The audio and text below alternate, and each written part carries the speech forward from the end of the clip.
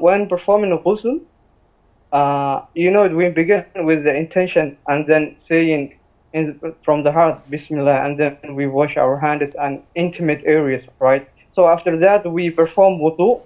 So if while washing, I accidentally touch my intimate areas and my wudu breaks, so do I have to start the ghusl all of again?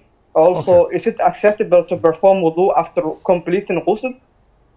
Barakallah This is my first question. fiqh. One question at a time, Omar. If you're performing ghusl and you happened to touch your private part, that doesn't nullify your ghusl. You don't have to start from the scratch. Wudu is already included in the ghusl as a sunnah. And if you perform ghusl which left the major impurity, then afterward you can just start the prayer right away, because ghusl would remove the major impurity and the minor impurity as well, and you have already performed wudu inclusively.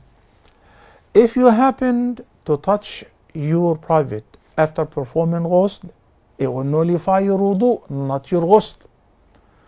There is indeed a difference of opinion due to a hadith that the Prophet ﷺ was asked once, and he said it's just a part of you, a piece of you, which means you don't have to perform wudu. But there is another evidence which says yes, you should perform wudu if you touch your private. Due to the two different conflicting evidences, the scholars, you need to look into which one was earlier than the other, because there will be an abrogation. In order for you to come out of the dispute and to be in the safe side, because it will be relating to offering the prayers and so on, just make another wudu. Okay?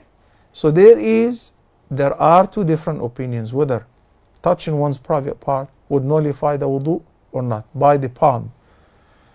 Accordingly, when you're performing ghusl and anyway you're under the water, why don't you make another wudu to come out of this dispute? Barakallahu fikum.